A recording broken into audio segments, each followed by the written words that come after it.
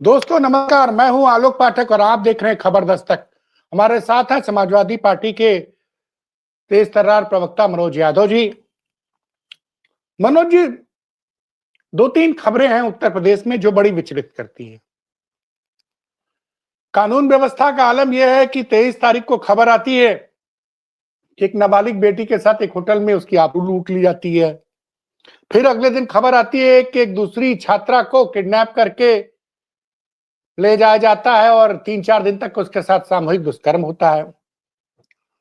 फिर खबर आती है कि पूर्व डीजीपी के घर में लखनऊ में चोरी हो जाती है।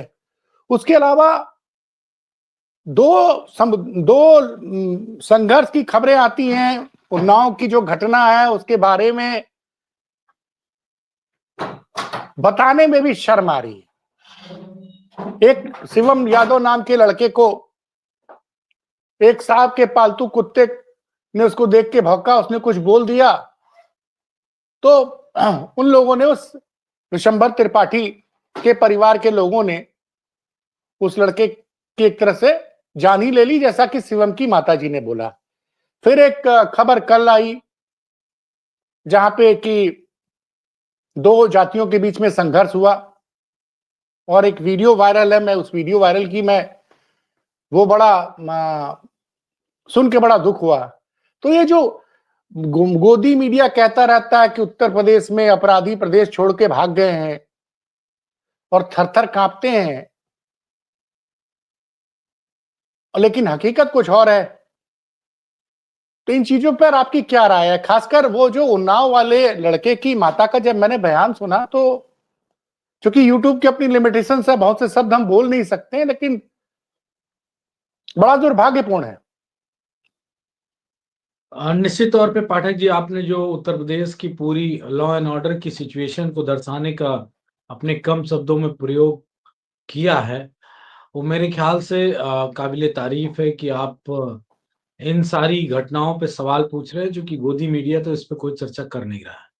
उत्तर प्रदेश में कोई एक घटना अगर घटित हुई होगी साल 2 साल में, हमारी सरकार जब हमारे नेता आदरणीय अखिलेश यादव जी चीफ मिनिस्टर थे, तब भूकंप आ जाता था दिल्ली और नोएडा के स्टूडियो में। भूकंप, ओ माय गॉड, ये हो गया, ऐसा हो गया, अखिलेश यादव के राज में जंगल राज हो गया, इस तरह की चीजें हो गई। लेकिन अब सब मौन है, खामोश है, मृत समान है। अब अंजना ओम कश्यप के मुंह में जिभ्या नहीं है, उनको बिहार से ही फुर्सत नहीं मिल रही है।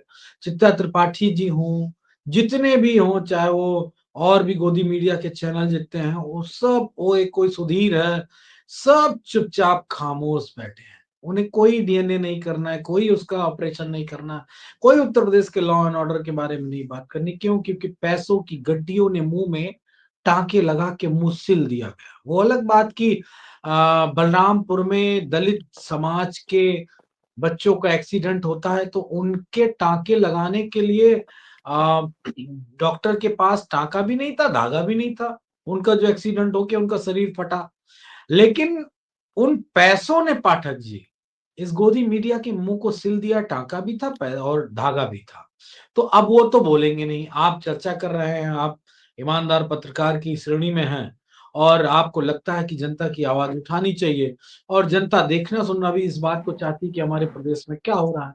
लेकिन अंधभक्तों की टोली उन सब चीज को सुनना भी नहीं चाहती। अगर सुन भी लेगी तो कहेगी अरे तो घटनाएं होती रहती, छोटी मोटी घटनाएं, कोई इतना बड़ा प्रदेश है तो हो जाया करती हैं। इस तरह की बातें अंधभक्तों के द्वारा सुनने को मिलती हैं। मैं एक बात कहूं कि अगर उन्नाव की घटना है तो निश्चित तौर पे जो फोटोज मैंने देखी वो सब ब्रजेश पाठक के बहुत करीबी लोग हैं और ब्रजेश पाठक के करीबी होने के कारण उन्नाव की पुलिस ने उन पे कोई कठोरतम कार्रवाई नहीं की। योगी के बुलडोजर खामोश हो गया, दिव्यांग हो गया, विकलांग हो गया बेचारा बुलडोजर। उसमें ना हवा है, ना उसके पंजे में ताकत है, कुछ भी नहीं है, वो शक्ति विहीन हो गया है। वो तो सिर्फ चलता उन्हीं के यहाँ है जो विपक्ष के लोग होते हैं। वैसे मैं बाबा गोरखनाथ से प्रार्थना करूंगा आपके चैनल के माध्यम से कि योगी आदित्यनाथ को दंड देना और ढंग का दंड देना कि एक महंत होके निष्पक्ष कार्रवाई करने की कुवत इस व्यक्ति के अंदर नहीं है। तो निश्चित तौर पे गोरखनाथ पीठ में शक्तिशाली पीठ है, उस पीठ का अपना महत्व है, पूरी देश दुनिया में जाना जाता है। इस तरह की एक तरफा सोच वाला व्यक्ति अगर उत्तर प्रदेश का मुख्यमंत्री है और वो अपने वोटर्स पे कार्रवाई नहीं करता, गलत को गलत नहीं कहता, अपने समर्थकों को बचाता है, अपराध की श्रेणी से भी ऊपर अपराध हो जाए तो उसको पर्दा ढक देता है। तो ऐसे लोगों के कारण इस तरह की घटना घट रही हैं।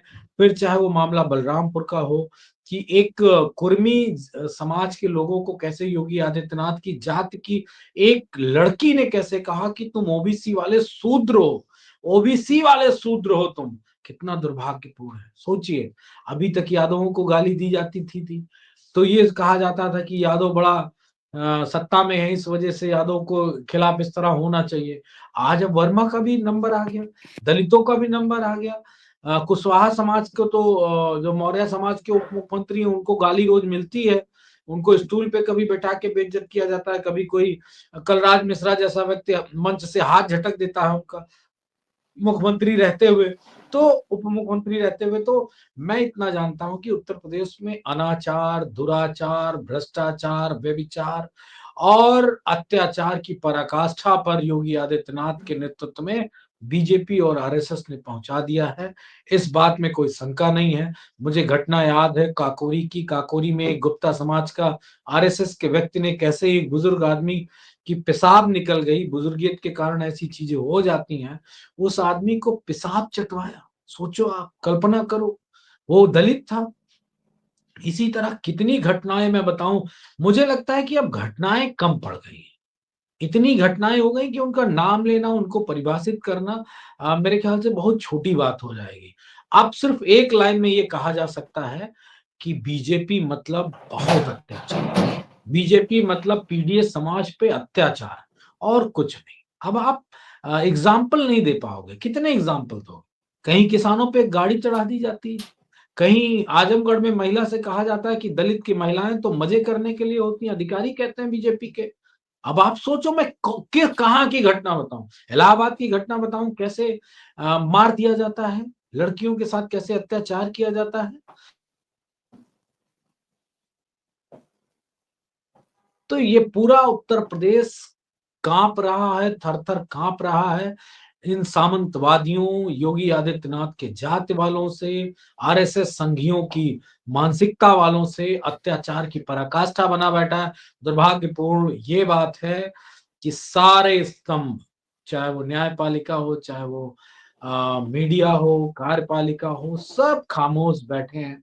कोई उस पे चर्चा नहीं कर रहा है, कोई स्वतः संज्ञान नहीं ले रहा है, और ना ही हमारे भारत का लोकतंत्र मजबूत होने की तरफ अग्रसर है। क्योंकि जब घटनाएं घट रही हूँ और उस पे कोई ना बोल रहा हो, कोई ना बोलने का मतलब है कि बहुसंख्यक अ, तरीके से उसकी बात ना हो रही, बहुतायत में उसकी बात ना हो रही, तो निश्चित तौर पे वो अन्याय बढ़ा है और लोकतंत्र का ह्रास हो रहा है। जी। नहीं, आपने तो बड़ा आरोप लगा दिया कि बीजेपी मतलब पीडीए पर अत्याचार। ये तो बड़ा बयान आप दे रहे हैं भाई। मोदी जी तो कहते हैं सबका साथ, सबका विकास, सबका विश्वास, और योगी जी मंचों से कहते हैं बटोगे तो कटोगे। अच्छा, जाति तो का मैं एक बात पूछता हूँ। कल ही वो कबीर के ऊपर कुछ बोल रहे थे और कह रहे थे कि जाति प्रथा खत्म हो जानी चाहिए। नहीं, मैं आपको एक बहुत महत्वपूर्ण बात बता रहा हूँ कि जो बलरामपुर की घटना है वो कुर्मी समाज के लोग, और कुर्मी समाज के परिवार को कैसे मारा गया, फिर एक लड़की के द्वारा कैसे उन्हें अपमानित किया गया कि तुम ओबीसी वाले शूद्र हो, यानी कि तुम भी शूद्र हो। यही बात तो हमारे नेता राष्ट्रीय अध्यक्ष जी ने कहा था सदन में कि मैं शूद्र हूं, मैं शूद्र हूं। क्या गलत कहा था?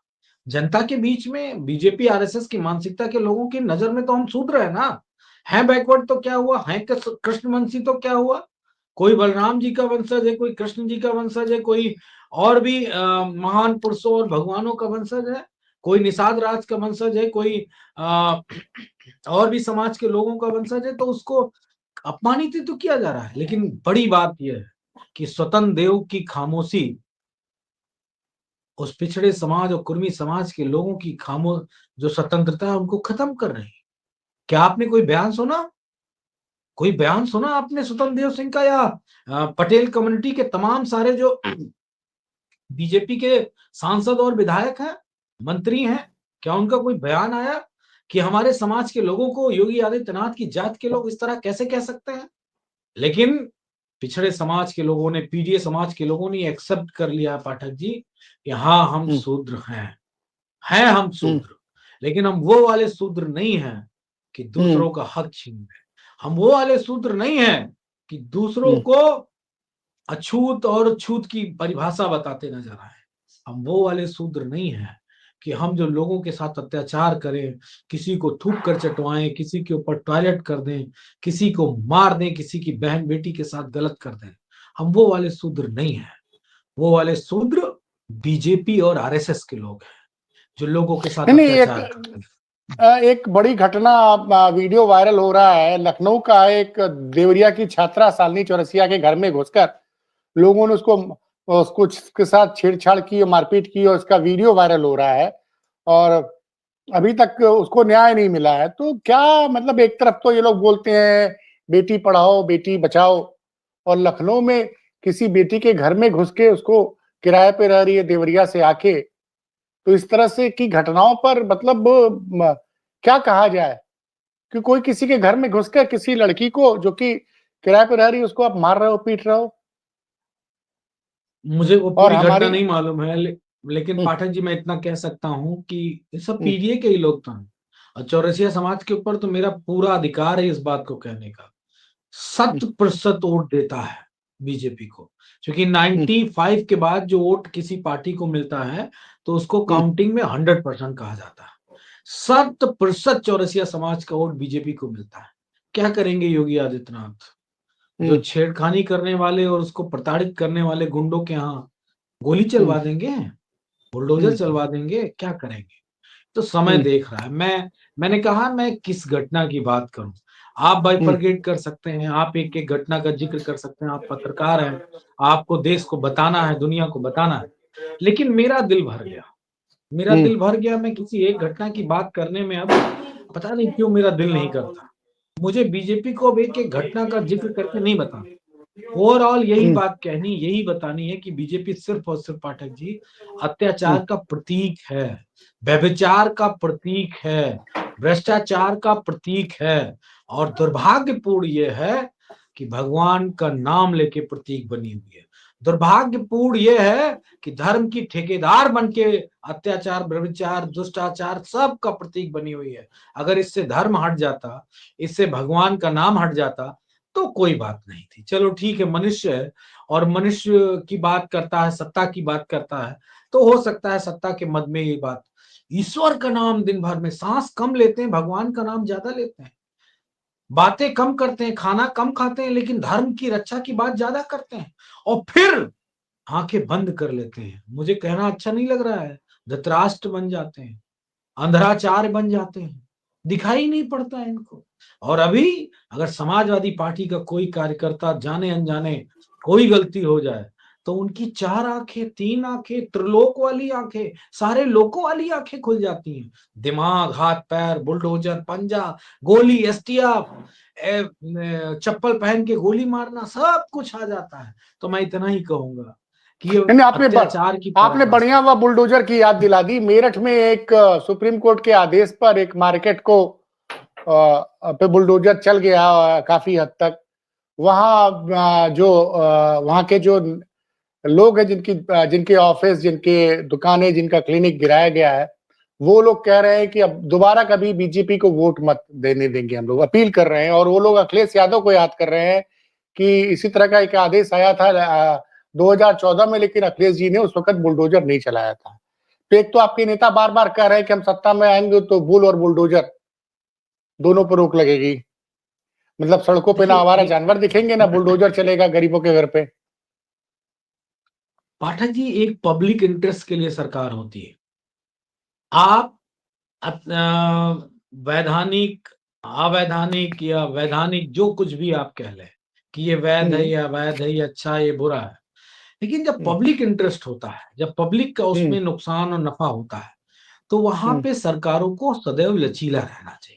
इंडिविजुअल कैपेसिटी में कोई एक आदमी कुछ कर ले, किसी को परेशान करे बहुतायत के लोगों को, वो तो चलो बात ठीक समझ में आती है। वो लोग बीजेपी के समर्थक थे, उन्होंने, वो मार्केट बनी थी, कब बनी थी, कैसे बनी थी, क्यों बनी थी, वो जांच का विषय था, वो कोर्ट तक लोग गए, किस तरह लड़ाई लड़ी। लेकिन समाजवादी पार्टी लोगों के चूल्हे चौखे, बच्चों की पढ़ाई लिखाई, स्वास्थ्य, दवाई सब पे ध्यान रखती है। लेकिन ये यही बीजेपी के लोग हैं, ये वही यही बीजेपी के विधायक हैं, ये यही वही बीजेपी के कार्यकर्ता हैं। जब अकबर नगर गिर रहा था तो पोस्ट डाल के तालियां बजा रहे थे, पोस्ट डाल नहीं के मनोज भाई, तालियां बजा रहे आपने आपने एक माने अकबर नगर जब आता है भाई साहब, तो मुझे बड़ी वो होता है, क्योंकि अकबर नगर जब गिराने के लिए बात हुई थी जनवरी 2024 में, तो मैं गया था मनोज भाई, और मैंने लोगों को समझाया था कि आप लोग कोर्ट जाइए, आप लोग का बच जाएगा।